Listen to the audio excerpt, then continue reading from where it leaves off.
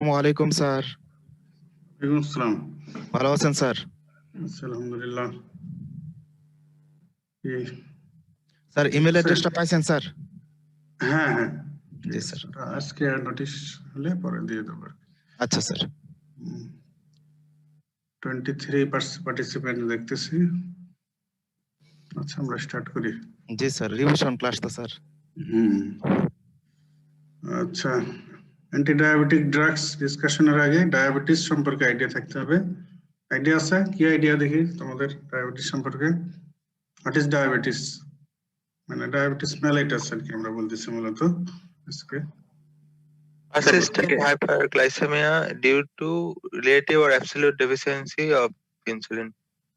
আচ্ছা, যদি absolute insulin deficiency হয় সেটা কি ধরনের diabetes? Type 1 diabetes. Type 1 sir. আর যেটা রিলেটিভ Type 2. টাইপ 2। এছাড়া কি আর কোনো ডায়াবেটিস ভ্যারাইটি আছে? জি স্যার। Gestational ডায়াবেটিস মেলাইটাস আছে স্যার। আর diabetes due to other cause. Other cause. এগুলো টাইপ হিসেবে বললে কি কোনটাকে কোন টাইপ বলা হয় এটা জানো কি? স্যার টাইপ 1 টাইপ 2 এটা তো হলো এই দুইটা, বাকি আর sir diabetes due to other cause এটা type 3 আর gestational diabetes mellitus type 4. Very good. Diabetes due to some drugs, toxins and some other diseases এই কারণে হতে পারে, সেটা হলো টাইপ 3। যদিও ওগুলো নিয়ে অত বেশি বলা বলি হয় না, ডিসকাস হয় না, তারপরেও টাইপ সেটা মনে রাখতে পারো। জেস্টেশনাল কে বলা হয় টাইপ 4। ঠিক আছে, এখন আমরা চলে যাই। আচ্ছা, ডায়াবেটিস মেলাইটাস ডায়াগনস্টিক ক্রাইটেরিয়া এগুলো তোমাদের ক্লিনিক্যাল ক্লাসে পড়বে। যে টাইপ 3 টাইপ 4। টাইপ 1 টা কোন এজে হয় সাধারণত? Sir early age. টাইপ 1 টা স্যার আর্লি স্যার। হ্যাঁ, আর টাইপ 2 টা একটু পরে হয়। একটু পরে স্যার। আর টাইপ 1 এর মেকানিজমটা কি? কি কারণে টাইপ 1 ডায়াবেটিস মেলাইটাস হয়? Sir beta sell due to destruction of pancreatic beta cell, autoimmune disease. Sir beta sell idiopathic or immune mediated, সাধারণত অটোইমিউনে মনে করা হয়, autoimmune destruction of beta sell, তাই না? আর টাইপ 2 হয় কি জন্য? স্যার এটা স্যার ইনসুলিন রেজিস্ট্যান্সের কারণে হতে পারে অথবা ইনসুলিন রিসেপ্টর ডিফেক্টের কারণে হতে পারে। ওটাও রেজিস্ট্যান্স, রিসেপ্টর ডিফেক্ট হয়ে ইনসুলিন কাজ করতে পারতেছে না, ওটাও এক ধরনের রেজিস্ট্যান্স। ঠিক আছে, একদিকে হলো টার্গেট টিস্যুতে কাজ করতে না পারা ঠিকমতো, এটা একটা কারণ। আর কি? আর স্যার প্রোডাকশন কম হচ্ছে, মানে সেনসিটিভিটি কমে যাচ্ছে স্যার। ইনসুলিন, হ্যাঁ, ইনসুলিন সিক্রেশন কম হওয়া, এই দুটোই কারণ।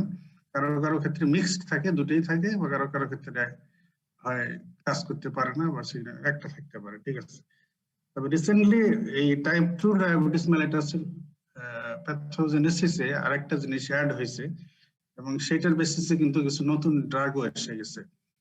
সেটা হলো impairment of incretin activity. Incretin, এটা আসলে তোমাদের জন্য নতুন মনে হবে। ইনক্রেটিন, এটা আজকের ক্লাসের শেষের দিকে ওটা সম্পর্কে কিছু কথা আছে।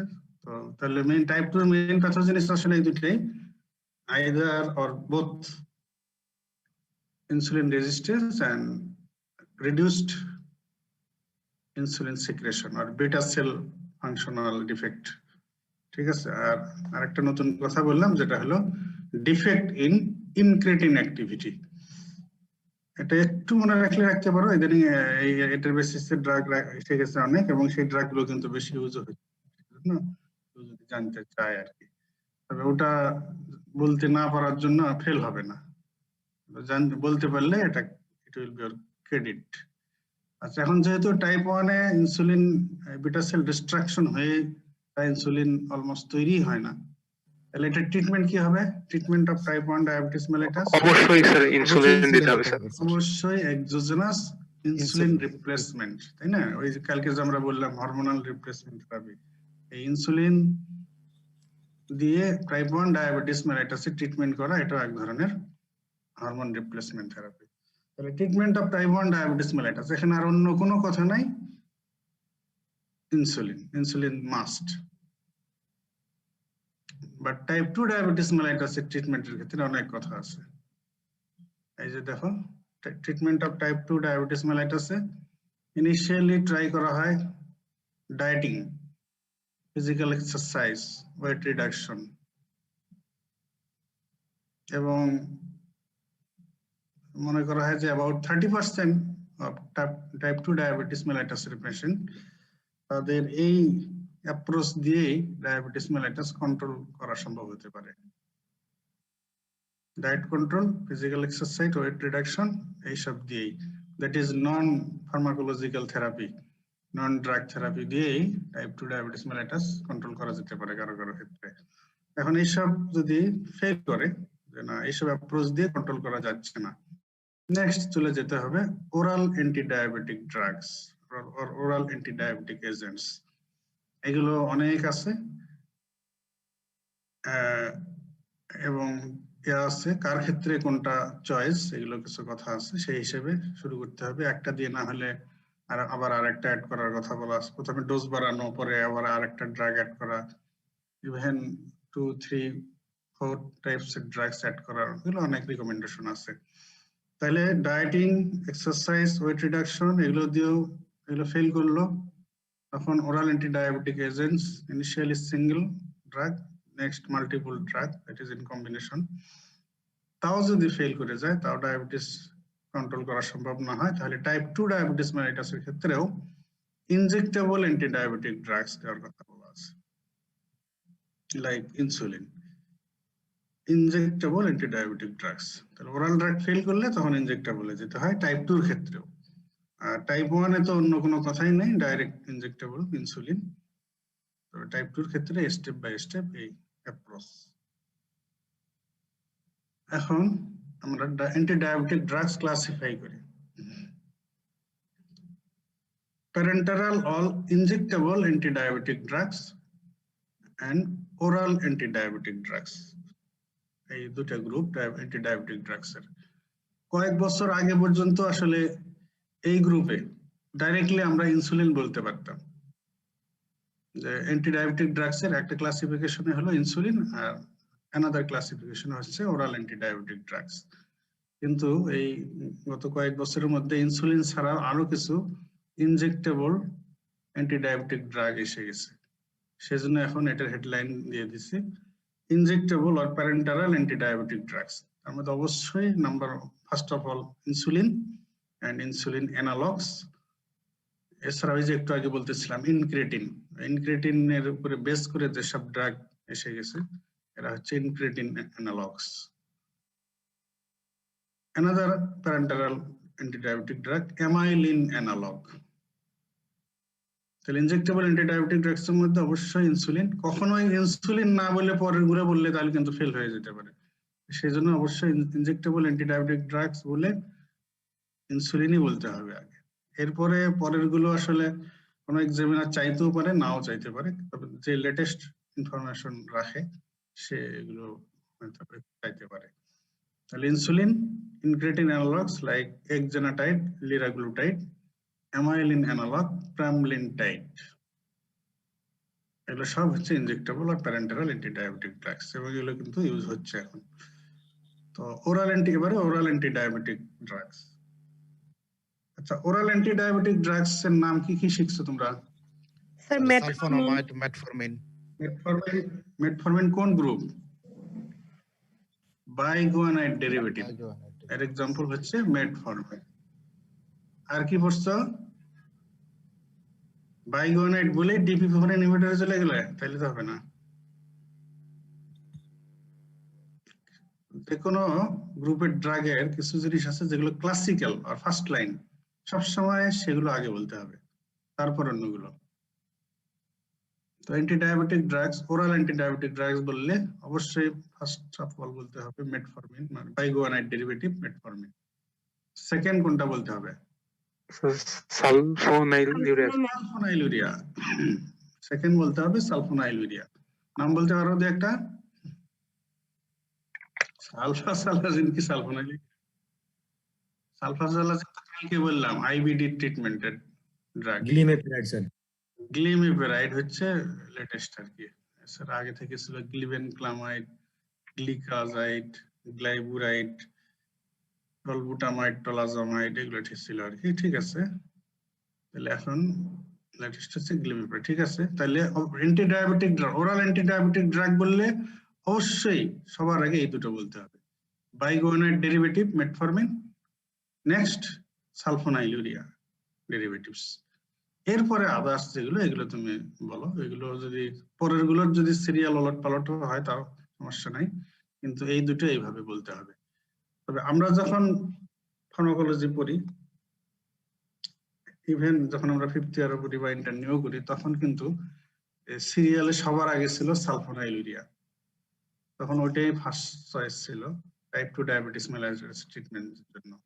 কিন্তু পরবর্তীতে যখন আর অনেক স্টাডি হয়েছে, অনেক রিসার্চ হয়েছে, তাতে দেখা গেছে যে ডায়াবেটিসের মাইক্রোভাস্কুলার এন্ড ম্যাক্রোভাস্কুলার কমপ্লিকেশন, এগুলোকে প্রিভেন্ট করার জন্য মোস্ট ইফেক্টিভ ড্রাগ হচ্ছে বাইগুয়ানাইড, দ্যাট ইজ মেটফরমিন। এজন্য এখনকার বইগুলোতে দেখবে যে এই অ্যান্টিডায়াবেটিক ড্রাগ, ওরাল অ্যান্টিডায়াবেটিক ড্রাগের লিস্টের নাম্বার 1 এ আসছে হচ্ছে বাইগুয়ানাইড, মেটফরমিন। নাম্বার 2 অবশ্যই সালফোনাইলুরিয়া, এরপরে থায়াজোলিডিন ডেরিভেটিভস, আলফা গ্লুকোসাইডেজ ইনহিবিটরস, এই যে DPP4 ইনহিবিটরস বললে তোমরা, ঠিক আছে, এগুলো আসবে পরে। কয়টা গ্রুপের নাম পড়ছো তোমরা ওরাল অ্যান্টিডায়াবেটিক ড্রাগসে? স্যার বাইগুয়ানাইড পড়ছি স্যার। না, কয়টা গ্রুপ মোট? স্যার টোটাল ইনসুলিন সহ 5টা স্যার। 5টা স্যার মাত্র? 9টা গ্রুপ। 7-8টা। ঠিক আছে, আচ্ছা স্যার ম্যাডাম, ঠিক আছে, না ঠিক আছে, এখন অনেক কিছু লেটেস্ট অ্যাড হয়েছে, তাই তো আমি তো বলতেছি যে আমরা যখন পড়ছি, আমরা যখন অ্যান্টিডায়াবেটিক ড্রাগস পড়ি 3rd ইয়ার 4th ইয়ারে ফার্মাকোলজিতে, তখন আমরা মাত্র 3টা গ্রুপের ড্রাগ পড়ছি। একটা হলো এদিকে ইনজেক্টেবল প্যারেন্টারাল ইনসুলিন, আর ওরালের মধ্যে অনলি এই তখন সালফোনাইলুরিয়া সিরিয়ালে 1 নম্বরে ছিল, সালফোনাইলুরিয়া আর এই বাইগুয়ানাইড, এই 3টা গ্রুপ কিন্তু মাত্র পড়ছিলাম আমরা এই সময়। Nowadays a dozen of anti-diabetic drugs are available, ঠিক আছে, এখন তো 1 ডজন ড্রাগ হয়ে গেছে ডায়াবেটিস ট্রিটমেন্টের জন্য, তার মধ্যে যে ইনজেক্টেবল 3টা আর ওরালি হচ্ছে 9টা। আচ্ছা, আমরা তাহলে ধাপে ধাপে যাই। আগে ইনসুলিন, তোমাদের তো পড়ানো হয়ে গেছে, এটা বেশি ডিসকাস করি না। ইনসুলিনটা কি জিনিস? কেমিক্যালি প্রোটিন, আর কয়টা চেইন থাকে? 2টা চেইন থাকে, এ চেইন বি চেইন। একটা ইনসুলিনের স্ট্রাকচারে কয়টা অ্যামাইনো অ্যাসিড থাকে টোটাল? 51 স্যার এমন কোন চেইনে কয়টা? এতে 21, বিতে 30। চেইন দুইটা কানেক্টেড থাকে কি দ্বারা? সি পেপটাইড দ্বারা, ডাইসালফাইড লিংকেজ, ডাইসালফাইড বন্ড। এই ডাইসালফাইড বন্ডটা যদি ভেঙে দেওয়া হয় তাহলে কি হবে? তখন ইনসুলিনের অ্যাক্টিভিটি থাকবে কিনা ফার্মাকোলজি? না স্যার, থাকবে না sir. Disulphide linked insulin is essential for its pharmacological effect or physiological effect. এই লিংক না থাকলে কিন্তু এর কোনো ইফেক্ট থাকবে না, ঠিক আছে। এখন যখন এটা সিনথেসিস হয়, তখন কি হিসেবে সিনথেসিস হয়? প্রো ইনসুলিন হিসেবে। প্রো ইনসুলিনে কয়টা অ্যামাইনো অ্যাসিড থাকে? 83 amino acid. 83 sir. 86 amino acid. এটা আমি তোমাদের একটু বলছিলাম জানা ফার্মাকোলজিতে নাকি? জি স্যার, প্রথম হ্যাঁ 86 অ্যামাইনো অ্যাসিড থাকে। হ্যাঁ 86 অ্যামাইনো অ্যাসিড থাকে। তারপরে এটা ওই প্রোইনসুলিন থেকে ইনসুলিন হাইপোটিউলাইটিক এনজাইম, ট্রিপসিন লাইক এনজাইম দ্বারা ব্রেকডাউন হয়ে আলাদা যে পোরশনটা হয়ে যায় সেটার নাম কি? Peptide C. C peptide or connecting peptide. Connecting peptide, C peptide. ওটাতে 31 অ্যামাইনো অ্যাসিড থাকে ওই পেপটাইড চেইনটাতে। তবে যখন এটা আলাদা হয়ে যায় সাথে আরো 4টা অ্যামাইনো অ্যাসিড লস হয়ে যায় এই আর কি। এইজন্য নেট অ্যামাইনো অ্যাসিড 51 থাকে। তো প্রো ইনসুলিন আর ইনসুলিনের মধ্যে ডিফারেন্স কি? যদি তোমাকে এইরকম কোশ্চেন করা হয় বলতে পারবে না? জি স্যার। ঠিক আছে। এবারে হলো outline the steps of synthesis of insulin by recombinant DNA technology. এটা বোধহয় বলছিলাম জেনারেল ফার্মাকোলজিতে, তাই না? জি স্যার বলছিলেন। এটা এটা কিন্তু তোমাদের ওই জিপি রিলেশনেও আসতে পারে কোশ্চেন, আবার এই ইনসুলিন কোশ্চেন ধরে ধরে এদিক দিয়েও আবার কিন্তু যেতে পারে এখানে। ঠিক আছে, তাহলে স্টিমুলাস, ইনসুলিন রিলিজের জন্য মেইন স্টিমুলাস হচ্ছে গ্লুকোজ। এছাড়া আদার্স এর মধ্যে mannose, certain amino acid, leucine, arginine and vagal স্টিমুলেশনে কিন্তু ইনসুলিন রিলিজ বাড়ে। ভ্যাগাল স্টিমুলেশন যে প্রসেসে ইনসুলিন রিলিজ হয় বিটা সেল থেকে, প্রসেস ইজ এক্সোসাইটোসিস। আচ্ছা, ইনসুলিন রিলিজের কিন্তু এই যে ডায়োডিনাল এরকম ভেরিয়েশন আছে। এই যে দেখা যাচ্ছে যে মিলের পর পর ইনসুলিন রিলিজ বাড়ে। এই যে ব্রেকফাস্টের পরে বাড়লো, লাঞ্চের পরে বাড়লো, আবার কমে গেল, ডিনারের পরে বাড়লো, আবার কমে গেল, এরপরে বেড টাইমে একটা বেজাল ইনসুলিন মেনটেন হয়। তো বেজাল ইনসুলিন, একটা বলে বেজাল ইনসুলিন আর একটা বলে প্রান্ডিয়াল ইনসুলিন, মানে খাওয়ার পরে যে ইনসুলিন লেভেল এটা হচ্ছে প্রান্ডিয়াল, আর বেস্ট অন্য টাইমে যেটা মেনটেন হয় সেটা হলো বেজাল ইনসুলিন। তাহলে গ্লুকোজ আমাদের ওই যে স্যার খাবার পরে যেটা স্যার পোস্ট প্রান্ডিয়াল, ওইটা তো স্যার বলা হয়েছে যে 2 থেকে 15 মিনিটের ভিতরেই মানে হঠাৎ করে ব্রাস্টলি মানে র্যাপিডলি রিলিজ হয়, সেটা বলতে চাও? কি বলতে চাচ্ছ বলো?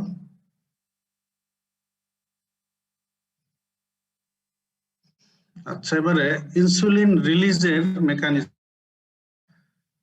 অত হয়তো দরকার নাই, কিন্তু একটা ড্রাগের মেকানিজম বোঝার জন্য আবার দরকার আছে, সেই জন্য এটা একটু দেখাচ্ছি। সেটা হলো এই যে দেখো, এটা হলো বিটা সেল অফ প্যানক্রিয়াস। এখানে গ্লুকোজ আপটেক হয়, এটা কিন্তু without involvement of insulin. Glucose uptake in beta sell এটা কিন্তু not dependent on insulin, insulin ছাড়াই। এই যে GLUT2, গ্লুটতে কি হয়? গ্লুকোজ ট্রান্সপোর্টার অনেকগুলো আছে কিন্তু, 1 2 3 4 5 6 এরকম অনেক আছে। তো GLUT2 দিয়ে যে গ্লুকোজ আপটেক হয় সেলে, এটাতে কোনো ইনসুলিন লাগে না। তো এই GLUT2 দিয়ে গ্লুকোজ বিটা সেল অফ প্যানক্রিয়াসে ঢোকে, তারপরে এখানে গ্লাইকোলাইসিস হয়ে যায়, এটিপি ফরমেশন হয়। এই এটিপি ইনহিবিট করে এটিপি সেনসিটিভ পটাশিয়াম চ্যানেল।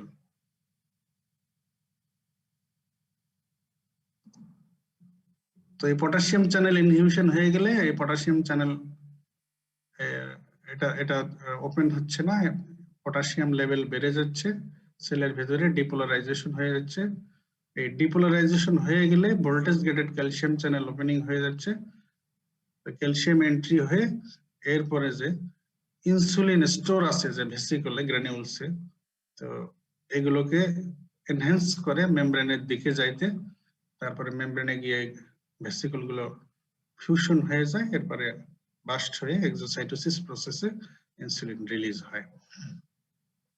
এই হচ্ছে ইনসুলিন রিলিজের মেকানিজম। তাহলে glucose uptake by GLUT2, glycolysis হয়, এটিপি হয়, এটিপি ডিপেন্ডেন্ট পটাশিয়াম চ্যানেল এর উপর অ্যাকশন, এরপরে পটাশিয়াম লেভেল বেড়ে গেল, ডিপোলারাইজেশন হয়ে গেল, ডিপোলারাইজেশন হয়ে গেলে opening of voltage gated calcium channel, calcium entry আর calcium enhance, fusion of the insulin storage granules with membrane, then burst হয়ে ইনসুলিন এক্সোসাইটোসিস প্রসেসে রিলিজ হয়ে যায়।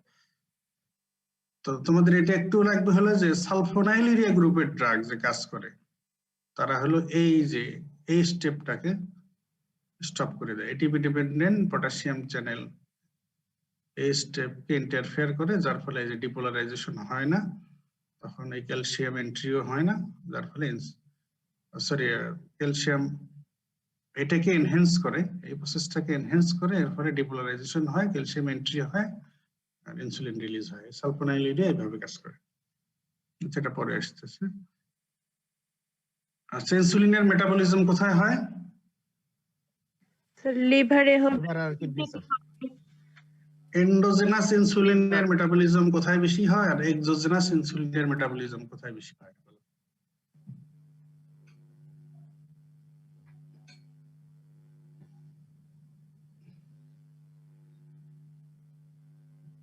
এন্ডোজেনাস ইনসুলিন মানে আমাদের ফিজিওলজিক্যালি যে ইনসুলিন রিলিজ হয় বডিতে বিটা সেল অফ প্যানক্রিয়াস থেকে, এটার মেটাবলিজম কি লিভারে বেশি হবে না কিডনিতে বেশি হবে? লিভারে স্যার বেশি হবে। কেন লিভার কেন কেন কেন বলো?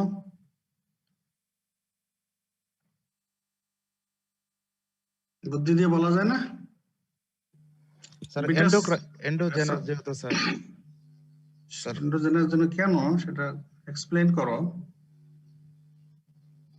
প্যানক্রিয়াসের ভেনাস ড্রেনেজ কি?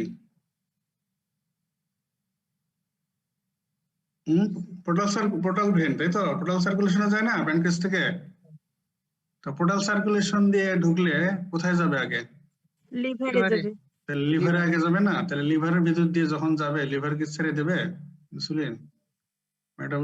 সে তার এনজাইম তো রেডি আছে, তাহলে মেটাবলিজম করে ফেলবে। এরপরে সিস্টেমিক সার্কুলেশনে পৌঁছে গেল, পৌঁছার পরে কার্ডিয়াক আউটপুট, তারপরে ইজেকশন ফ্র্যাকশন, এগুলো বিভিন্ন অর্গানে যে ফ্র্যাকশন চলে যাবে, তখনও লিভারে একটা ফ্র্যাকশন চলে আসবে না সার্কুলেশনের? তার মধ্যে যে ইনসুলিন থাকলে সেগুলো আবারও ব্রেকডাউন করবে। আর কিডনি হলো ওই পরে কার্ডিয়াক আউটপুটের ফ্র্যাকশন হিসেবে যতটুকু পাচ্ছে এতটুকু ব্রেকডাউন করতেছে। তাহলে এন্ডোজেনাস ইনসুলিনের মেটাবলিজম লিভার 2 বার করার সুযোগ পাচ্ছে, তাহলে লিভারে বেশি হবে না?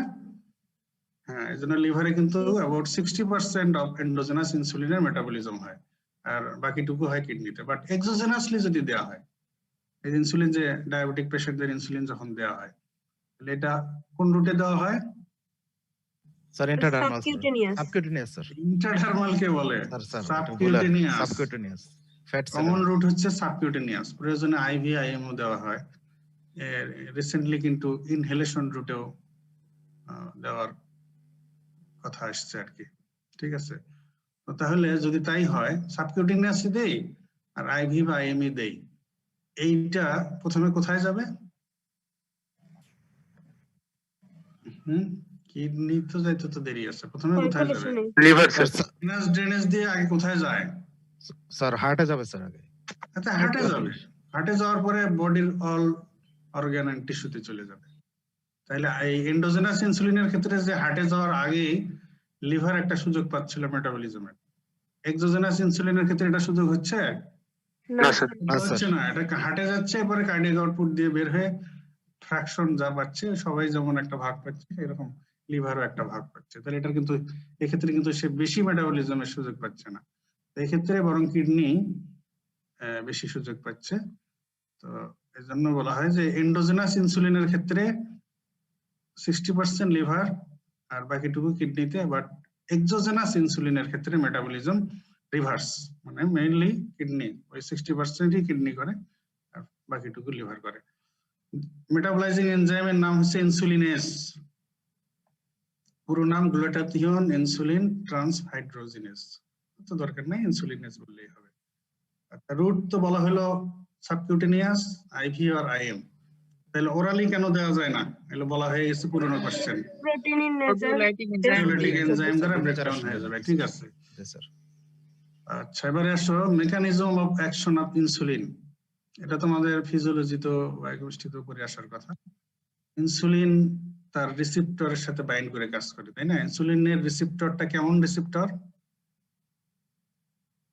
স্যার ট্রান্সমেমব্রেন রিসেপ্টর, দুইটা পার্ট। ট্রান্সমেমব্রেন তো হ্যাঁ রিসেপ্টর, ঠিক আছে। এটার সাব ইউনিট কয়টা থাকে? দুইটা সাব ইউনিট স্যার। দুইটা পার্ট, কিন্তু সাব ইউনিট কয়টা? 4টা sir.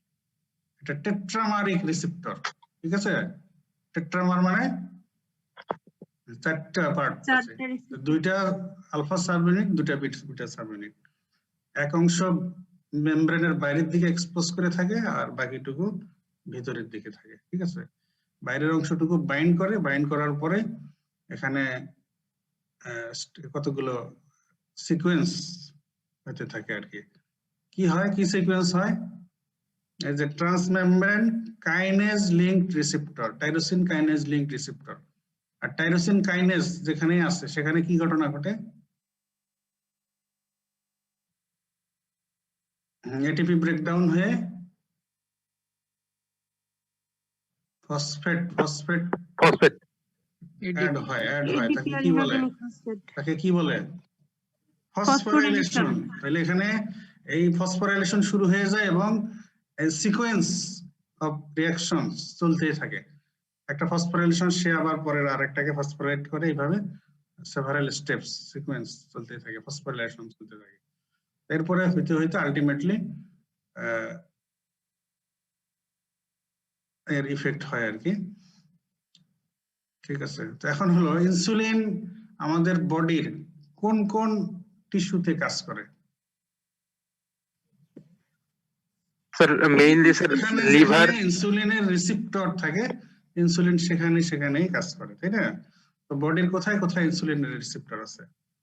Liver, skeletal muscle, adipose tissue. Adipose tissue, liver, skeletal muscle, ঠিক আছে। ব্রেনে ইনসুলিন, ব্রেনে গ্লুকোজ ঢোকার জন্য ইনসুলিন লাগে না? স্যার লাগে, কিন্তু লাগে না স্যার, সরাসরি ঢুকতে পারে।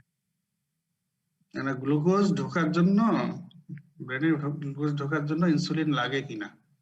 জি স্যার লাগে না স্যার, ইনসুলিন লাগে না স্যার, ইনসুলিন লাগে না। এরকম তাহলে ইনসুলিন লাগে না এরকম আর কোন কোন টিস্যু আছে ইনসুলিন ছাড়াই গ্লুকোজ ঢোকে? RBC. Very good. সবার আগে বলো ব্রেন, তারপরে আরবিসি, তারপরে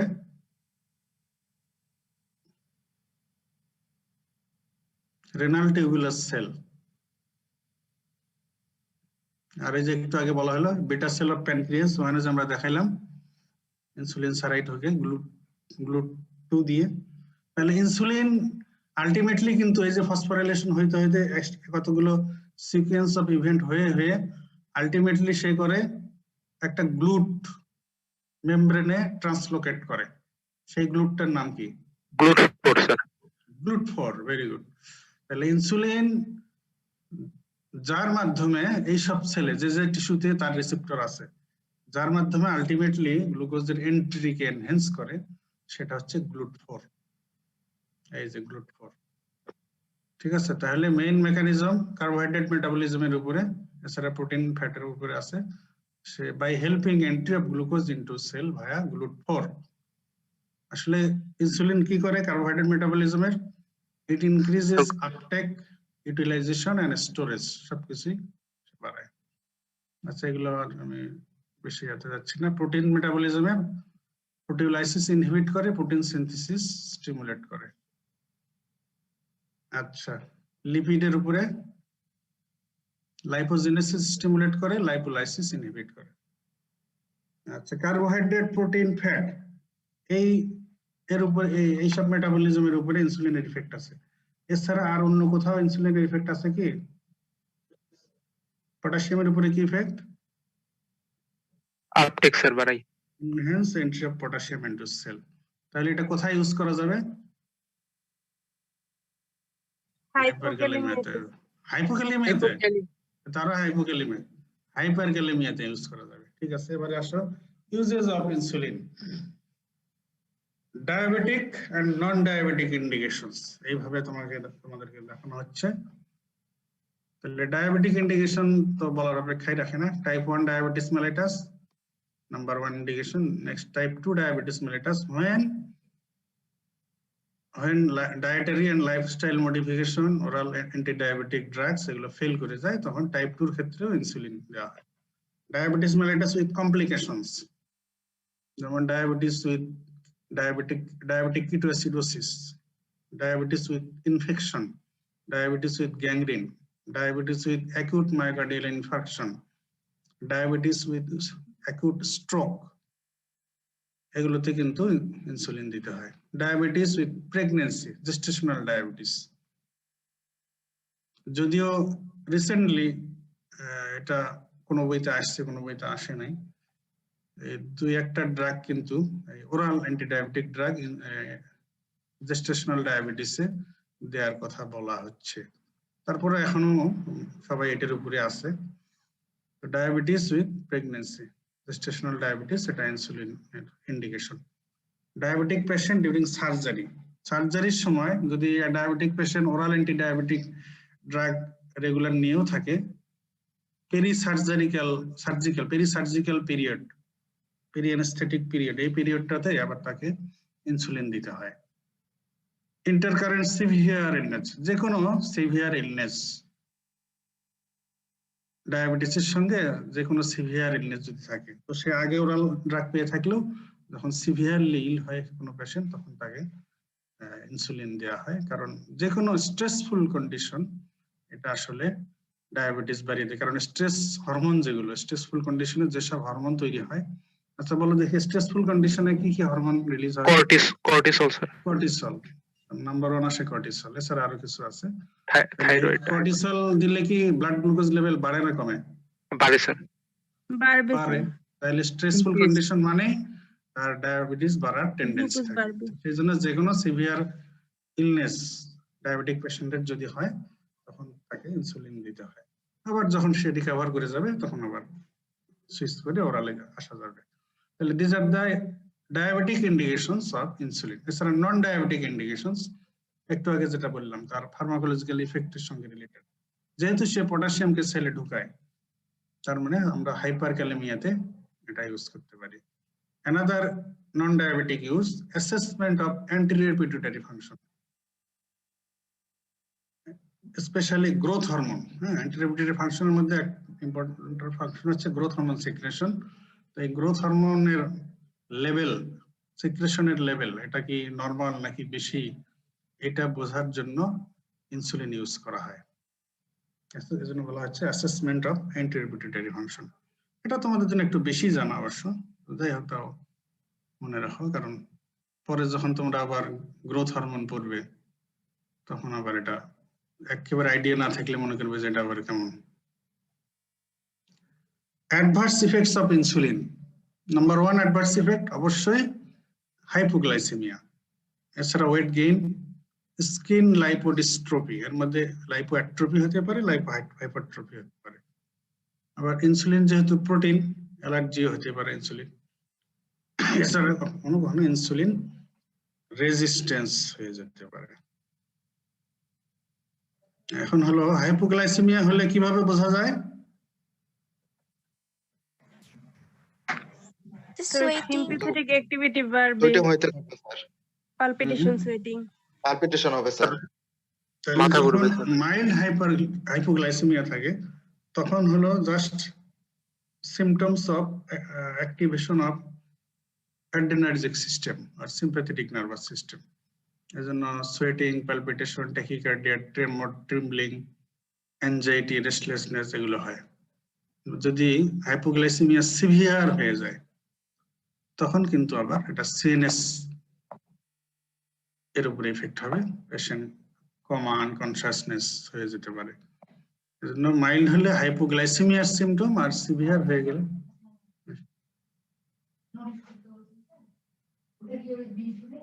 হ্যাঁ ওই বীজের জন্য টার্ম 1 এর দুইটা পার্ট, একটা পার্ট হবে সোমবার আর একটা পার্ট হবে বৃহস্পতিবার।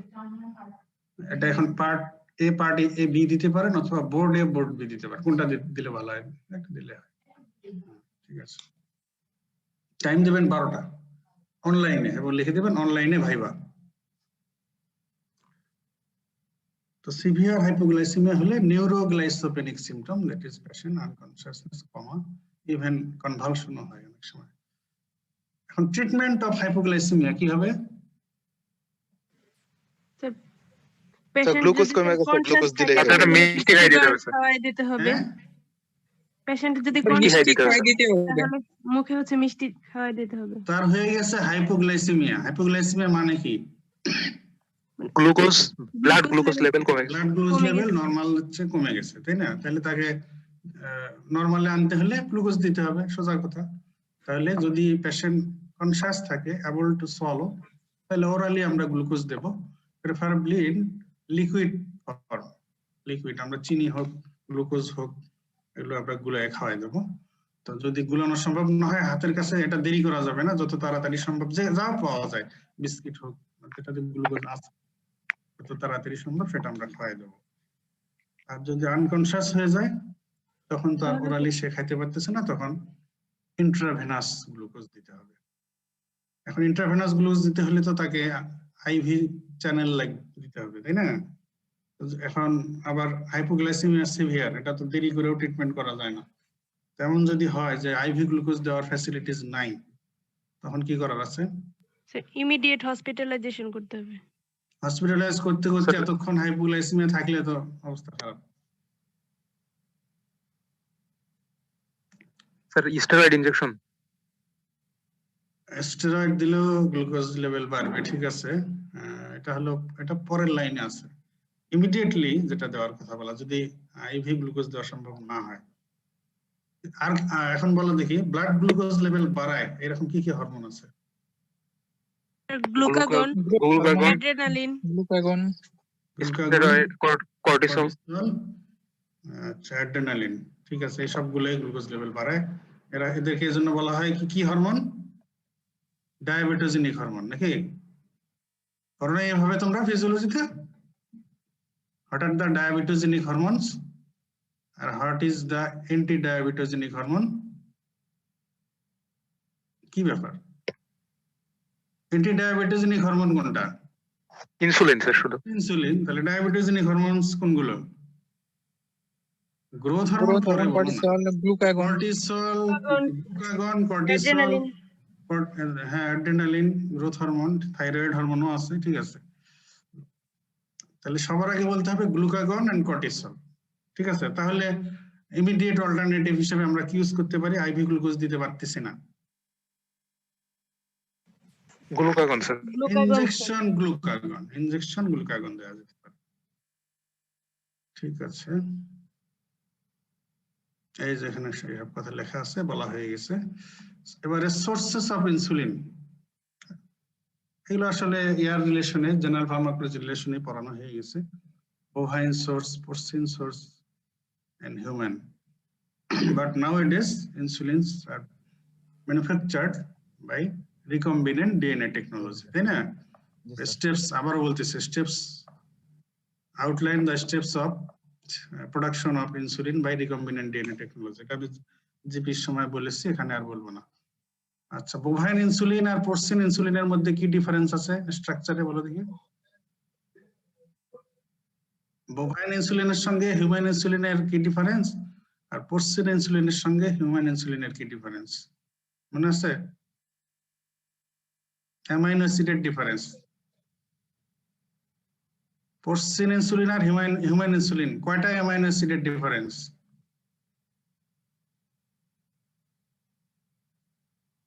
মনে নাই? পোর্সিন ইনসুলিন আর হিউম্যান ইনসুলিনের শুধু একটা অ্যামাইনো অ্যাসিডের মধ্যে ডিসিমিলারিটি, মিল নাই, ভিন্ন। আর বোভাইন ইনসুলিন আর হিউম্যান ইনসুলিনের মধ্যে তিনটা অ্যামাইনো অ্যাসিডের ডিসিমিলারিটি, ঠিক আছে। এজন্য এগুলোকেও, বোভাইন ইনসুলিনকে যদি হিউম্যান ইনসুলিনে কনভার্ট করতে চাই তাহলে কি করতে হবে? প্রোটিওলাইসিস। কেন? তিনটা অ্যামাইনো অ্যাসিডের মিল নাই, তিনটা বোভাইন ইনসুলিনে যা হিউম্যান ইনসুলিনে আলাদা। তাহলে ওই তিনটা অ্যামাইনো অ্যাসিডকে হিউম্যানের যে অ্যামাইনো অ্যাসিড আছে হিউম্যান ইনসুলিনে, ওটাকে চেঞ্জ করে ওই অ্যামাইনো অ্যাসিড যদি প্লেস করে দেওয়া হয় তাহলে ওটাও হিউম্যান ইনসুলিন হয়ে গেল। পোর্সিন ইনসুলিনও তাই, একটা অ্যামাইনো অ্যাসিডের মিল নাই, ওই যেটার মিল নাই ওটাকে সরাই দিয়ে হিউম্যান ইনসুলিনে যে অ্যামাইনো অ্যাসিড থাকে ওই অ্যামাইনো অ্যাসিড যদি ওখানে ইনসার্ট করে দেওয়া যায় তাহলে ওটা হিউম্যান ইনসুলিনে কনভার্ট হয়ে গেল। এগুলো হলো টেকনোলজি আর কি। আর স্যার বোভিন আর পোর্সিন সেম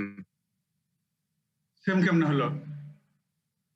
এটার সাথে এটা যদি একটা অ্যামাইনো অ্যাসিডের ডিফারেন্স হয় আর এটার সাথে এটা যদি তিনটার ডিফারেন্স হয় তাহলে সেম হলো কেমনে? তাহলে স্যার ওইটার সাথে ওইটার সেম হলো। দুইটা কি আলাদা? হ্যাঁ স্যার দুইটা তো এরকম তো নাও হইতে পারে স্যার, দুইটা সেম নাও হইতে পারে। তাহলে চারটা সেম না হইতে পারে মানে আমরা মানে স্যার- বোভাইনের সঙ্গে হিউম্যান ইনসুলিনের স্যার ডিফারেন্স পাচ্ছি তিনটা অ্যামাইনো অ্যাসিড, একটা স্যার, আর পোর্সিনের সঙ্গে হিউম্যানের ডিফারেন্স পাচ্ছি একটা অ্যামাইনো অ্যাসিড। একটা স্যার। হ্যাঁ, তাহলে বোভাইন আর পোর্সিন কি তাহলে সেম হবে? না স্যার, অবশ্যই না। ইনসুলিন অ্যানালগস, এইটা টার্মটাও এখন খুবই ইউজ হচ্ছে এবং এইভাবে যেসব ড্রাগ তৈরি হয়েছে সেগুলো কিন্তু ইউজ হচ্ছে। এটা হলো হঠাৎ ইনসুলিন অ্যানালগ, কথাটার মানে হলো যে ইনসুলিন লাইক, ইনসুলিনের মতোই সেটা কি হয়েছে যে ইনসুলিনের যে structure A chain B chain এর যে অ্যামাইনো অ্যাসিড আছে 21টা আর 30টা, এই কোনো অ্যামাইনো অ্যাসিডের সিকোয়েন্স চেঞ্জ করে দিয়ে যে অ্যামাইনো অ্যাসিড গুলো তৈরি করা, যে ইনসুলিন গুলো তৈরি করা হয়েছে, যার ফলে দেখা যাচ্ছে কোনো ক্ষেত্রে ইনসুলিনের অনসেট অফ অ্যাকশন আর্লি হচ্ছে এবং ডিউরেশন মানে টার্মিনেশনও আবার আর্লি হচ্ছে। আবার কোনো চেঞ্জের কারণে দেখা যাচ্ছে যে ইনসুলিনের অনসেট অফ অ্যাকশন একটু ডিলে হচ্ছে, বাট অ্যাকশনটা লং টাইম পারসিস্ট করতেছে। এইভাবে যে ইনসুলিন গুলো তৈরি করা হয়েছে, যেমন আমরা একটা এক্সাম্পল দেই, ইনসুলিনের বিটা চেইনে 28 নাম্বার আর 29 নাম্বার যে অ্যামাইনো অ্যাসিড, এটা হচ্ছে প্রোলিন আর লাইসিন। প্রোলিন আর লাইসিন অ্যামাইনো অ্যাসিড, নাম শুনে আসছো না, পড়ে আসছো না? প্রোলিন আর লাইসিন কি ব্যাপার? হ্যাঁ, না বললে তো বুঝতেছি না যে শুনতেছো কিনা বুঝতেছো কিনা। তো ইনসুলিনের বিটা চেইনের 28 আর 29 নাম্বার অ্যামাইনো অ্যাসিড দুটো হচ্ছে প্রোলিন আর লাইসিন। এটা হলো নরমাল ফিজিওলজিক্যালি যে ইনসুলিন প্রোডাকশন হয় সেটা এইভাবে থাকে। এখন এই 28 আর 29 নাম্বার এই অ্যামাইনো অ্যাসিডের মধ্যে যদি এক্সচেঞ্জ করে দেওয়া হয়, 28 নম্বরে দিয়ে দেওয়া হলো লাইসিনকে আর এই 28 এর প্রোলিনকে দিয়ে দেওয়া হলো 29 নাম্বার পজিশনে, এই যে চেঞ্জ করে দেওয়া হলো অ্যামাইনো অ্যাসিডের সিকোয়েন্স পজিশন, তখন যে ইনসুলিন তৈরি হয়ে গেল এটাকে বলা হবে এক ধরনের ইনসুলিন অ্যানালগ। এইরকম বিভিন্ন সিকোয়েন্স চেঞ্জ করে যেসব ইনসুলিন তৈরি করা হয়েছে তাদেরকে বলা হচ্ছে যে ইনসুলিন অ্যানালগ।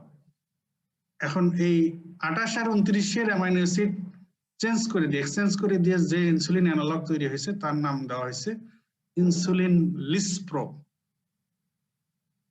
লিসপ্রো মানে লাইসিনের লিস আর প্রোলিনের প্রো, এই দিয়ে নাম দেওয়া হলো ইনসুলিন লিসপ্রো। এইভাবে ইনসুলিন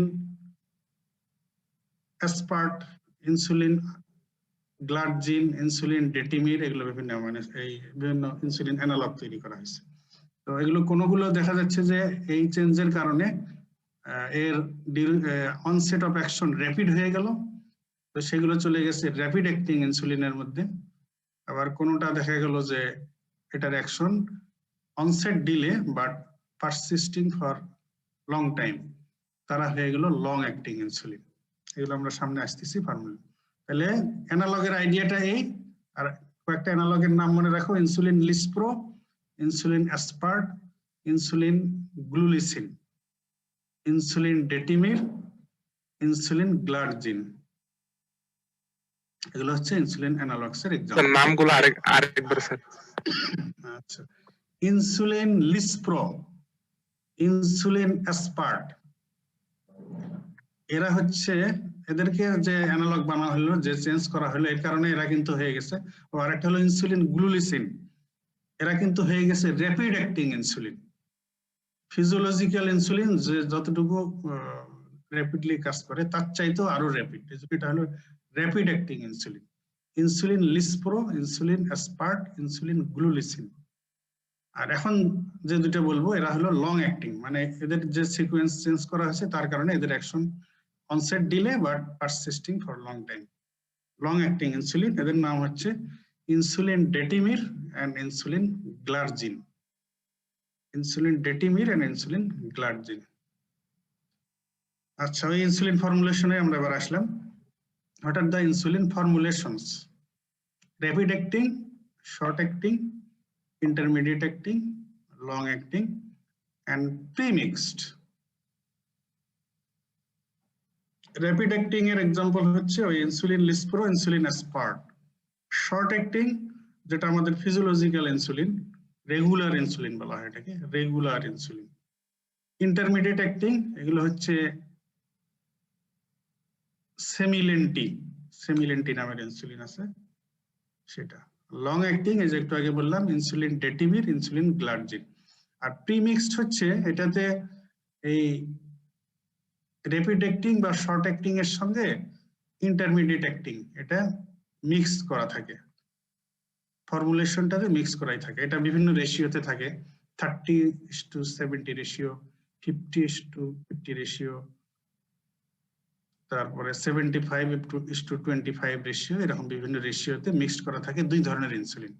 একটা হলো আইদার র্যাপিড ও শর্ট অ্যাক্টিং ইনসুলিন, আর একটা হলো ইন্টারমিডিয়েট অ্যাক্টিং ইনসুলিন।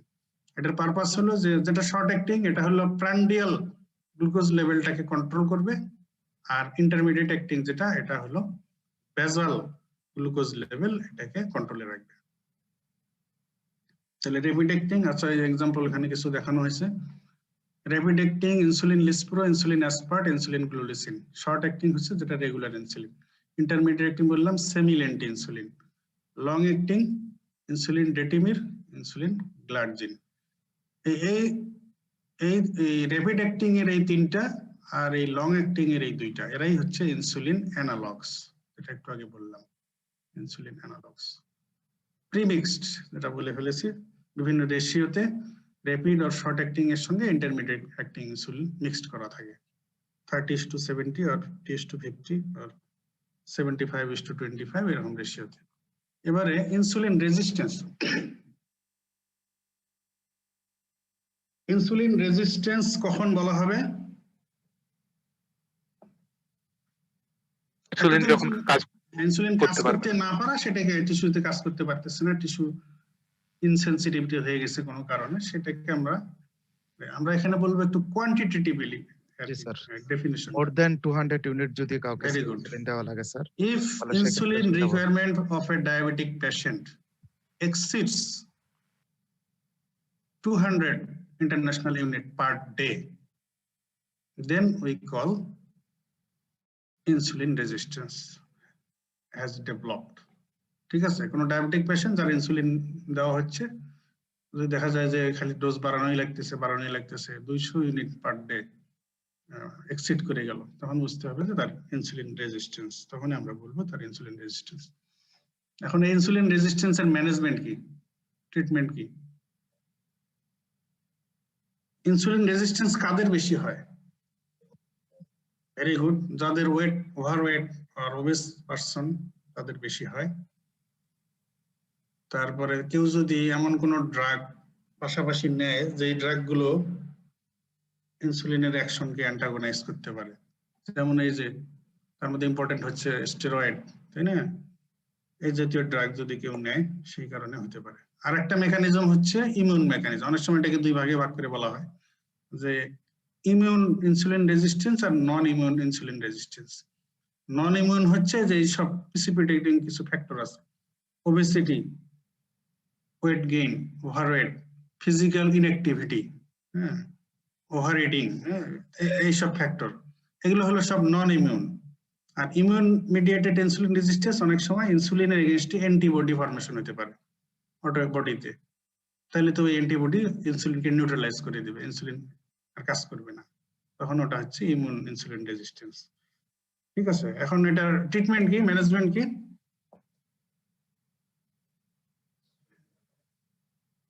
তাহলে যদি সে ওভারওয়েট হয়ে থাকে, ওয়েট রিডাকশন করতে হবে, ওবেস হয়ে থাকলে ওবেসিটি কারেকশন করতে হবে, ফিজিক্যাল এক্সারসাইজ রেগুলারলি করতে হবে, ডায়েট কন্ট্রোল করতে হবে, এগুলো হলো জেনারেল ম্যানেজমেন্ট।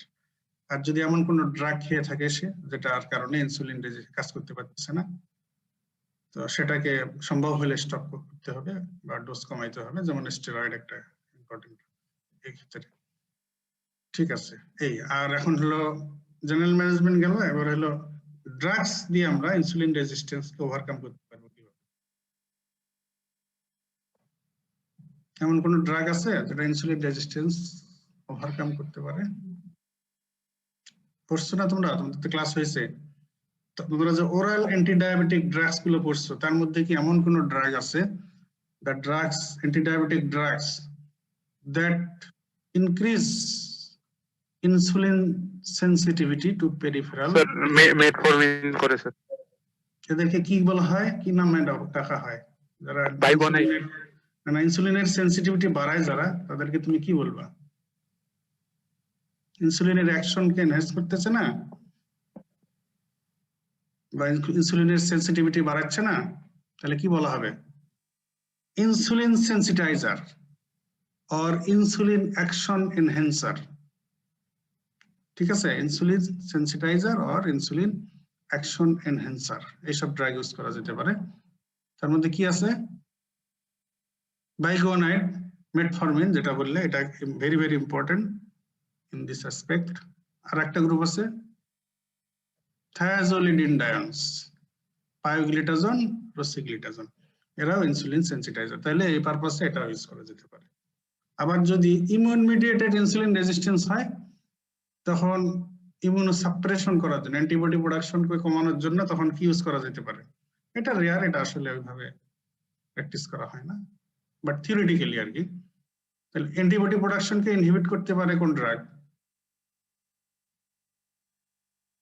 ইমিউনোসাপ্রেশন করে কোন ড্রাগ? স্টেরয়েড। বলতে পারতেছে না কেন? হ্যাঁ, স্টেরয়েড। এটা জাস্ট একটু থিওরিটিক্যালি মনে রাখো, বা প্র্যাকটিক্যালি কথা হলো যে ইনসুলিন রেজিস্ট্যান্স হলে জেনারেল ম্যানেজমেন্টের সঙ্গে ইনসুলিন সেন্সিটাইজার বা ইনসুলিন অ্যাকশন এনহ্যান্সার এগুলো ইউজ করা হয়, মেটফরমিন আর থায়াজোলিডিনডায়ন্স। এবারে আসো ওরাল অ্যান্টিডায়াবেটিক ড্রাগস। এই যে দেখো কতগুলো গ্রুপ আছে: biguanide, sulfonylurea, thiazolidinediones, meglitinide, diphenylalanine derivative, alpha glucosidase inhibitors, DPP4 inhibitors, SGLT2 inhibitors, bile acid sequestrant। তাহলে এখানে 5টা, এখানে 4টা, এই 9টা বলছিলাম না, 1 ডজন। প্যারেন্টারালে ইনজেক্টেবলে বলছি 3টা গ্রুপ, আর এখানে হচ্ছে 9টা গ্রুপ। তবে এর মধ্যে দেখো আমি যে কয়টা বোল্ড করে দিয়েছি, classical antidiabetic drug, first line oral antidiabetic drug, মানে সবার আগে যে দুটো বলতে হবে সেই দুটো অবশ্যই এই দুটো। বাইগোনাইড 1 নম্বর, 2 নম্বরে সালফোনাইলুরিয়া বলতে হবে। এগুলো না বলে পরের গুলো বলা কখনোই যাবে না। এরপরে তুমি বাকিগুলোর মধ্যে থেকে বলো। বাকিগুলোর মধ্যে বেশি ইম্পর্টেন্ট থায়াজোলিডিনডায়ন, আর রিসেন্টলি খুব বেশি ইউজ হচ্ছে এই গ্রুপটা, DPP4 ইনহিবিটরস। তবে অবশ্যই এই দুইটা বাদ দিয়ে নয়, এই দুইটা থাকবে, এই দুইটার একটা বা দুইটা থাকবে, সাথে প্রয়োজন হলে এই অন্যগুলো অ্যাড করার কথা। তার মধ্যে এটা ওই এডিশনাল ড্রাগ হিসেবে DPP4 ইনহিবিটরস নাওএডেজ খুব বেশি ইউজ হচ্ছে, এটা কিছু বেনিফিট পাওয়া যাচ্ছে আর কি। তাহলে বাইগোনাইড, সালফোনাইলুরিয়া, থায়াজোলিডিনডায়ন্স, DPP4 ইনহিবিটরস, এগুলো হচ্ছে ইম্পর্টেন্ট। এবারে প্রত্যেকটার একটা করে এক্সাম্পল দিয়ে আমরা দেখি। বাইগোনাইডের তো আসলে এখন একটাই এক্সাম্পল, মেটফরমিন। সালফোনাইলুরিয়ার অনেক আছে, তার মধ্যে glimepiride, thiazolidinedione, pioglitazone, meglitinide derivative, repaglinide, diphenylalanine derivative, nateglinide, alpha glucosidase inhibitors, acarbose, DPP4 inhibitors, এর মধ্যে সব হলো গ্লিপটিনস, গ্লিপটিন দিয়ে নামগুলো আছে, তার মধ্যে একটা এখানে বলতেছি লিনাগ্লিপটিন। SGLT2, SGLT মানে হলো সোডিয়াম গ্লুকোজ ট্রান্সপোর্টার 2, এটা কোথায় আছে? স্মল ইন্টেস্টাইনে SGLT2, হ্যাঁ স্মল ইন্টেস্টাইনে হচ্ছে SGLT1, এটা কোথায়? কি রেনাল টিউবুল স্যার? এটা রেনাল টিউবুল। SGLT2 হচ্ছে রেনাল টিউবুল। এখানকার ইনহিবিটরস এটা হচ্ছে empagliflozin, bile acid sequestrant, colesevelam. Bile acid সিকোয়েস্ট্রেন্টের নাম আর কোথায় পড়ছো? বাইরে ওই যে ফ্যাটে অ্যান্টিডিসলিপিডেমিক ড্রাগ স্যার। ওইখানে বাইল অ্যাসিড সিকোয়েন্স ছিল। এই রিসেন্টলি ওই বাইল অ্যাসিড সিকোয়েস্ট্রেন্ট ড্রাগের মধ্যে এই ড্রাগটার অ্যান্টিডায়াবেটিক ইফেক্ট এস্টাবলিশড হয়েছে, পাওয়া গেছে, সেই হিসেবে এটা এখন অ্যাড হয়ে গেছে এই গ্রুপে। তাহলে biguanide, metformin, sulfonylurea, glimepiride, thiazolidinedione, pioglitazone, meglitinide, repaglinide, diphenylalanine derivative, nateglinide, alpha glucosidase inhibitors, acarbose, DPP4 inhibitors, linagliptin, SGLT2 inhibitors, empagliflozin, bile acid sequestrant, colesevelam। আচ্ছা, এখানে দেখো এবার কয়েকটা টার্ম। ইনসুলিন সেক্রেটাগক্স অনেক সময় এইভাবে ক্লাসিফিকেশন করা হয়। আমরা তো গ্রুপ হিসাবে 9টা গ্রুপ দেখাইলাম ওরাল অ্যান্টিডায়াবেটিক ড্রাগসের।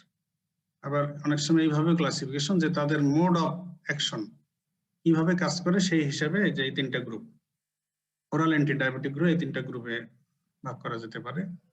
কিছু আছে ইনসুলিন সিক্রেটাগক্স। সিক্রেটাগক্স মানে হ্যাঁ, যারা ইনসুলিনের সিক্রেশন বাড়ায়। আরেকটা গ্রুপ হলো ইনসুলিন সেন্সিটাইজার্স অর ইনসুলিন অ্যাকশন এনহ্যান্সার্স, এটা কিন্তু একটু আগে বললাম। তাহলে এই গ্রুপের মধ্যে কারা কারা আছে? থায়াজোলিডিন, আগে বলো মেটফরমিন, বাইগুয়ানাইড বলো আগে, আগে বলো থায়াজোলিড। বাইগুয়ানাইড, মেটফরমিন, এরপরে বলো থায়াজোলিডিন। থায়াজোলিডিন। ঠিক আছে। আর গ্লুকোজ অ্যাবজর্পশন রিডিউসার এর এক্সাম্পল? হ্যাঁ, এটা ঠিক আছে, এটা হলো, এটাও গ্লুকোজ অ্যাবজর্পশন রিডিউসার, বাট আরো ভালো ওটা হলো গ্লুকোজ রিঅ্যাবজর্পশন ইনহিবিটর, ওটা রিডিউসার। এটা হলো রেনাল টিউবিউলে কাজ করে, ওখানে তো হলো রিঅ্যাবজর্পশন। ঠিক আছে, ওটাও নিলাম। তাহলে গ্লুকোজ আমরা তাহলে এখানে বলতে পারি গ্লুকোজ অ্যাবজর্পশন আর রিঅ্যাবজর্পশন রিডিউসার। এটা দিয়ে এখানে অ্যাবজর্পশন ইনহিবিটর হচ্ছে আলফা গ্লুকোসাইডেজ ইনহিবিটর, বলানো হয় না এই যে আলফা গ্লুকোসাইডেজ ইনহিবিটর, এটা হলো যে ইন্টেস্টাইন থেকে গ্লুকোজ অ্যাবজর্পশনকে ইনহিবিট করে। অ্যাকারবোজ এন্ড মিগলিটল দুটো আছে, আর একটা আছে। আর রিঅ্যাবজর্পশন ইনহিবিট করে হলো SGLT2 ইনহিবিটরস, এম্পাগ্লিফ্লোজিন যেটা নাম দেখানো হয়েছে। এখন ইনসুলিন সিক্রেটকের মধ্যে কারা আছে? সালফোনাইলুরিয়া নাম্বার 1। এছাড়া এই যে এগুলো মেগলিটিনাইড, ডিফিনাইলঅ্যালাইন ডেরিভেটিভ, এরাও ইনসুলিন সিক্রেটাকক। আর এই যে DPP4 ইনহিবিটরস, এরাও insulin secretagogue, augmentation of secretion of insulin, DPP4 inhibitors. তো ঠিক আছে, তাহলে এই হেডিং এও তোমরা পড়ে নিবে, যাতে এই হেডিং এ কোশ্চেন হলে আনসার করতে পারো।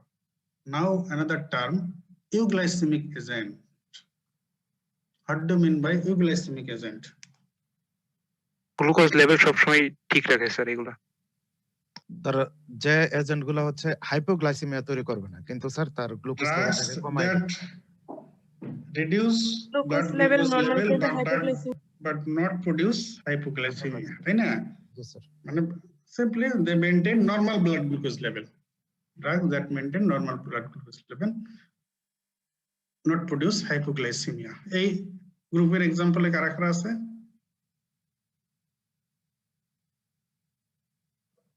Sulfonylurea's adverse effect number 1 hypoglycemia. এই যত অ্যান্টিডায়াবেটিক, মেটফরমিন নাম্বার 1 হচ্ছে মেটফরমিন।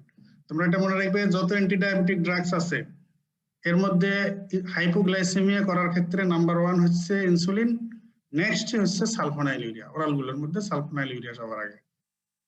ঠিক আছে, কাজে সালফোনাইলুরিয়া বললে তো হবে না। তাহলে মেটফরমিন, বাইগুয়ানাইড, মেটফরমিন, এরা হাইপোগ্লাইসেমিয়া করে না, ডায়াবেটিক পেশেন্টও করে না, therapeutic dose even non diabetic পেশেন্টেও এটা কিন্তু হাইপোগ্লাইসেমিয়া করে না, এটা দেখা গেছে। Another group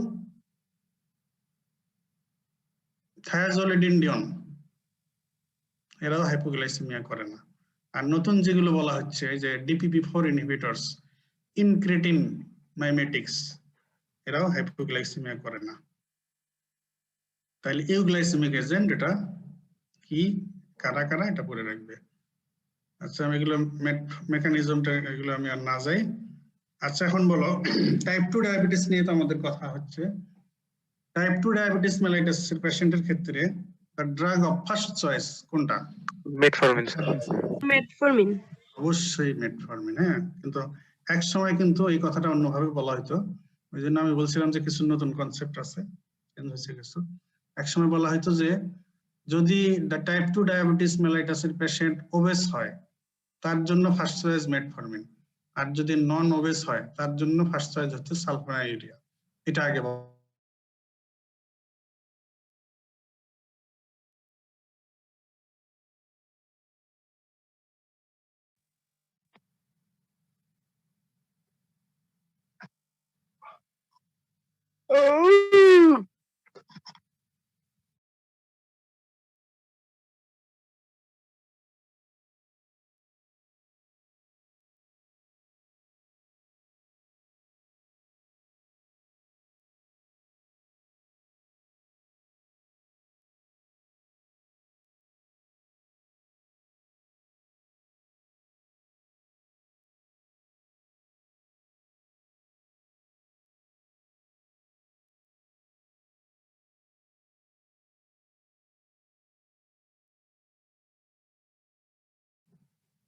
সালপোনারল।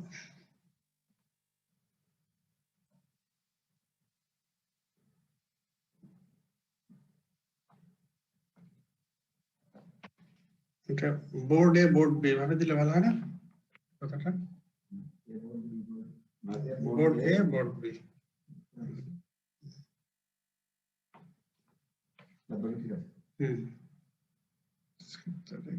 ডেট ঠিক আছে তো 7/10/12টা ঠিক আছে। আচ্ছা ওই যে ইয়াদা লাগবে না বিজ্ঞপ্তি নিচে নিচে হ্যাঁ হ্যাঁ হ্যাঁ ওটা দিতে হবে তো।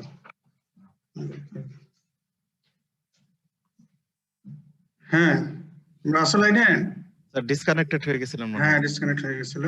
স্যার তো ঠিক আছে তাহলে যেটা বলতেছিলাম যে টাইপ 2 ডায়াবেটিস মেলিটাসের পেশেন্টের ক্ষেত্রে irrespective of there body weight or obesity first choice of drug is metformin. তবে যদি মেটফরমিন কারো ক্ষেত্রে কন্ট্রাইন্ডিকেটেড থাকে বা টলারেট করতে না পারে তখন ফার্স্ট চয়েস হিসেবে সালপোনাইলুরিয়া দিতে হবে।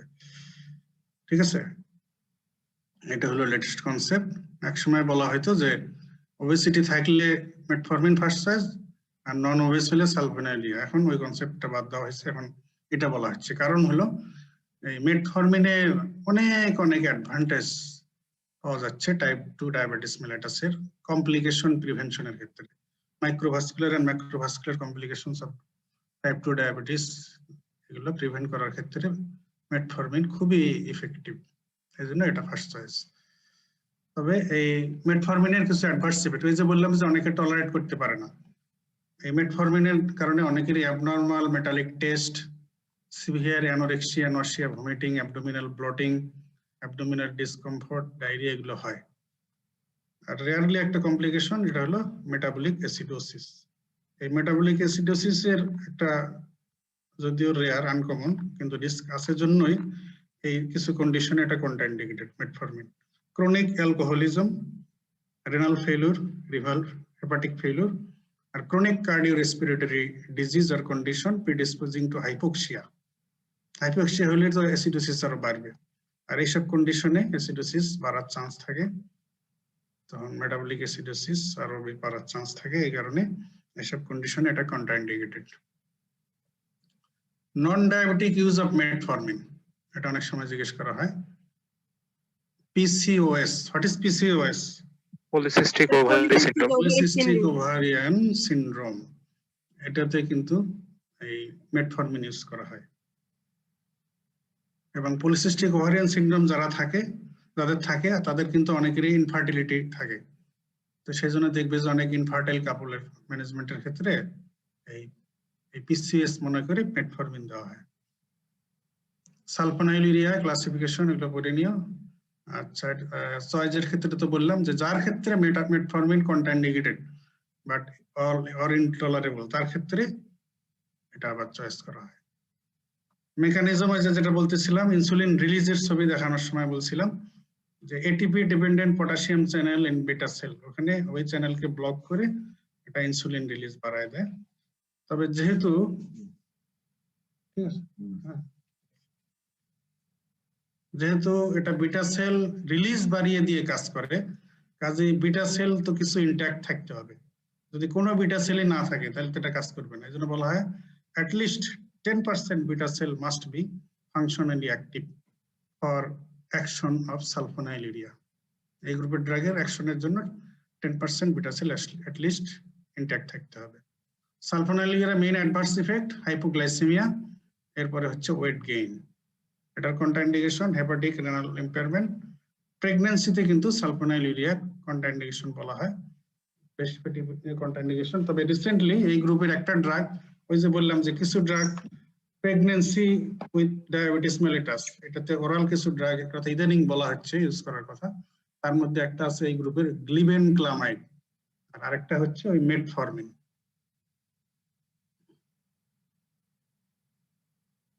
আচ্ছা এটা বলে তোমাদের ক্লাস শেষ করে দেব। এই যে লেটেস্ট যে একটা কনসেপ্ট আসছে টাইপ 2 ডায়াবেটিস মেলিটাসের ক্ষেত্রে, সেটা হলো ডিফেক্ট ইন ইনক্রিটিন অ্যাক্টিভিটি। এর বেসিসেই incretin based anti diabetic drugs এগুলো এসে গেছে। ইনক্রেটিন কি? এগুলো আসলে পেপটাইড, যেগুলো লোকাল হরমোন হিসেবে কাজ করে যে ট্রাক্টে, যেমন গ্লুকাগন লাইক পেপটাইড 1। এটার ফাংশন হচ্ছে it increase insulin secretion in response to rise in blood glucose level। খাওয়ার পরে যখন ব্লাড গ্লুকোজ লেভেল বেড়ে যায়, তো এই ব্লাড গ্লুকোজটাই আবার ইনসুলিন রিলিজকে এনহ্যান্স করে। তো এই অ্যাকশনটাকে আরো অগমেন্টেশন করে হচ্ছে এই local hormone GLP-1, glucagon like peptide 1।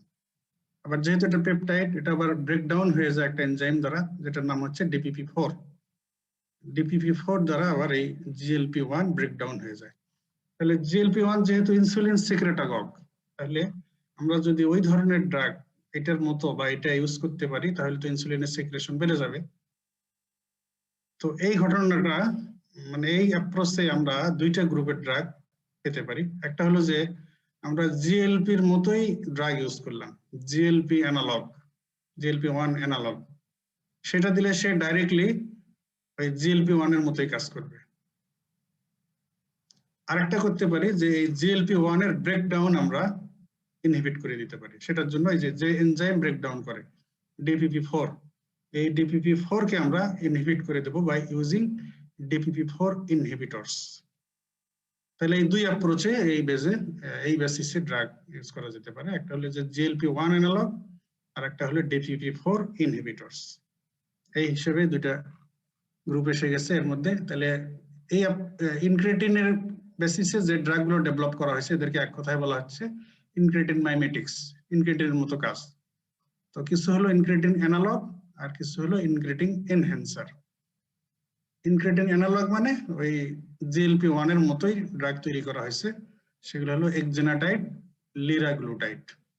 আর যেগুলো ইনক্রেটিন এনহ্যান্সার, তার মানে হলো তারা ওই যে ইনক্রেটিনের অ্যাক্টিভিটিকে এনহ্যান্স করে বাই ইনহিবিটিং দেয়ার মেটাবলিজম। এই যে DPP-4, এটা যত মেটাবলিজম হয়ে যায়, এটাকে ইনহিবিট করে তারা ইনক্রেটিনের অ্যাক্টিভিটিকে এনহ্যান্স করতেছে। এই গ্রুপের ড্রাগের সবগুলোর নামে গ্লিপটিন লাগানো থাকে, গ্লিপটিন, সিটাগ্লিপটিন, ভিলডাগ্লিপটিন, লিনাগ্লিপটিন। এখন এই দুই গ্রুপের মধ্যে কার রুট অফ অ্যাডমিনিস্ট্রেশন কেমন হবে তোমাদের কি মনে হয়? স্যার প্রথমটা তো ওরালি দেয়া যাবে না স্যার, ডাইজেস্ট হয়ে যাবে। যেহেতু ইনক্রেটিন বা GLP-1 এরা হচ্ছে পেপটাইড, ওর মতোই যে আমরা অ্যানালগ তৈরি করছি, তারা তো আসলে ওই রকমই। এই এক্সেনাটাইড, লিরাগ্লুটাইড এরা হলো পেপটাইড অ্যানালগ।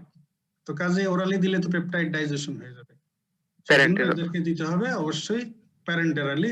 এগুলো দেওয়া হয় হলো সাবকিউটেনিয়াসলি।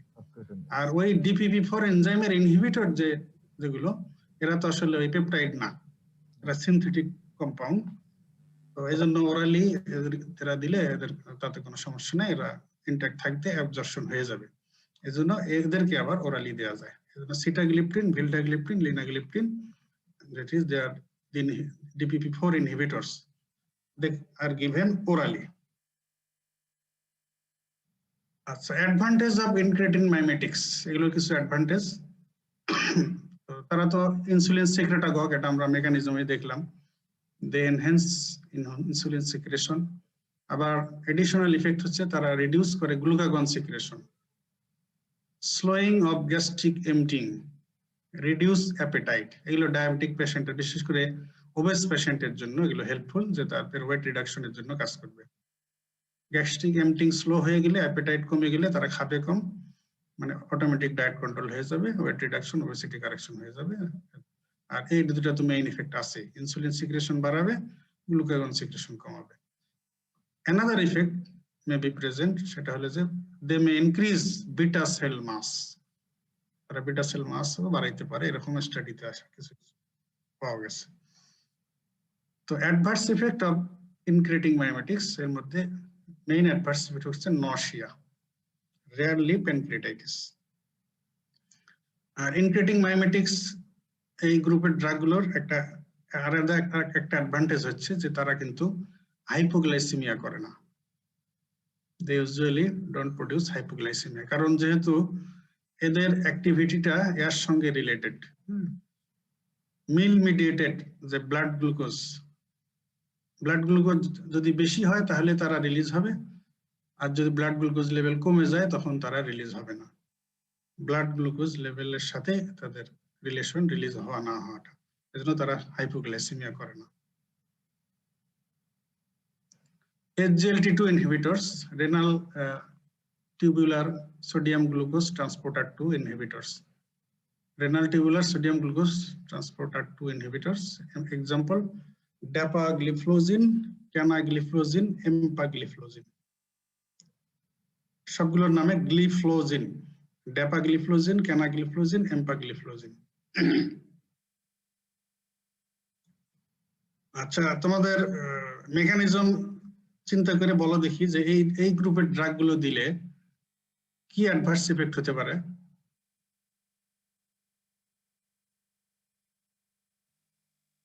নাম সোডিয়াম গ্লুকোজ স্যার আমাদের ডায়াবেটিস হতে পারে স্যার, মানে হাইপোটেনশন হতে পারে, হাইপোটেনশন অ্যাবজর্পশন হবে না, তাই না? রিঅ্যাবজর্পশন হবে না, না হলে গ্লুকোজ বের হয়ে যাবে।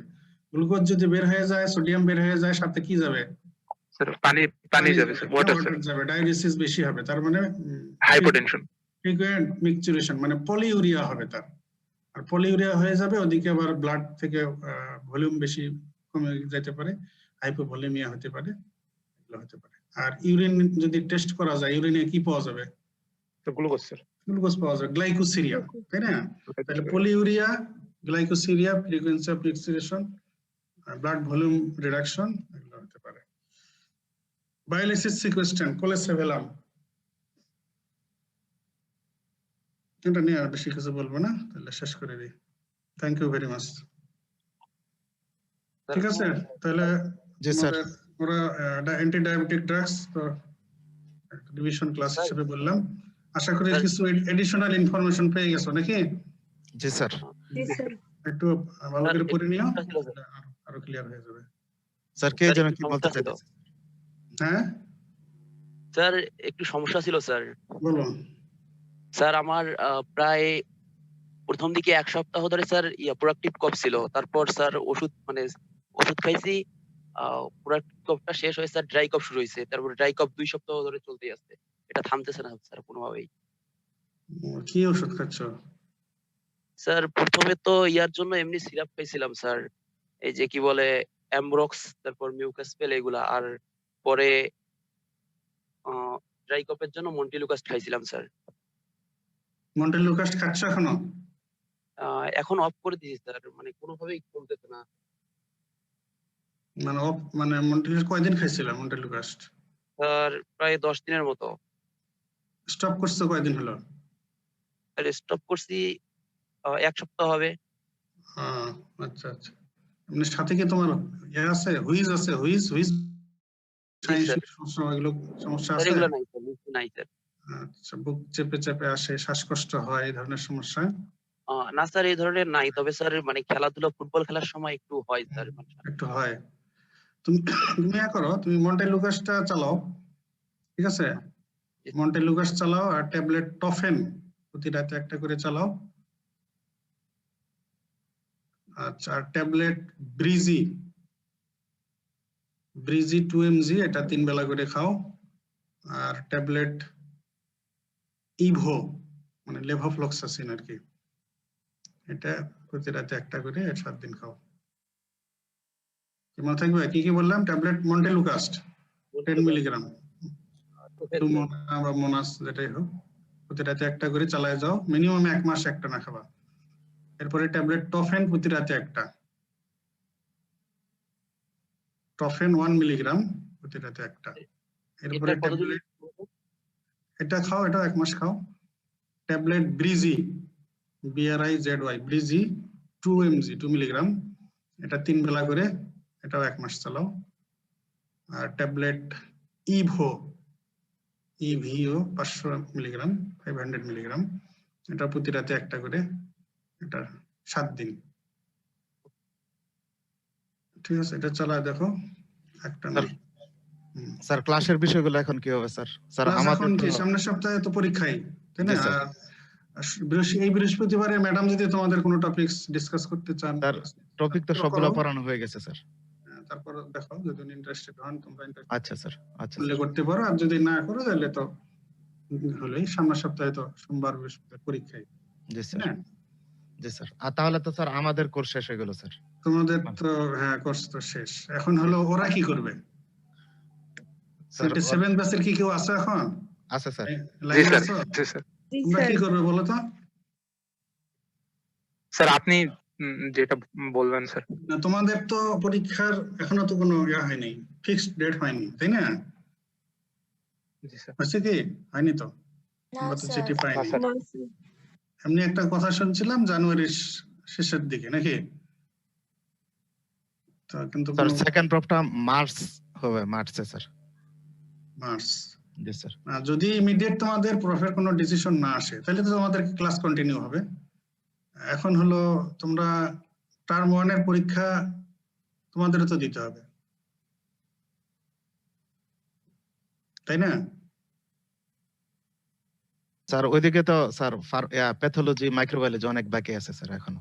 স্যার আপনি তো 1 মাস আগে ক্লাস শুরু আচ্ছা করছেন। তাহলে ঠিক আছে, তোমরা তোমরা তোমরা ক্লিয়ার হয়ে যাও আগে, আর ওদের ব্যাপারে আমরা ফেজে ডিসিশন নেব, জি স্যার, জি ঠিক আছে? স্যার তাহলে আমাদের জি, স্যার। সামনে 1 সপ্তাহ ছুটি স্যার, মানে ফার্মাকোলজি। আর যেহেতু ওদের পরীক্ষা তাহলে আগামী সপ্তাহের জন্য তোমাদের ছুটি, ঠিক আছে? Thank you sir. ওকে। জি স্যার, ধন্যবাদ স্যার। আসসালামু আলাইকুম স্যার।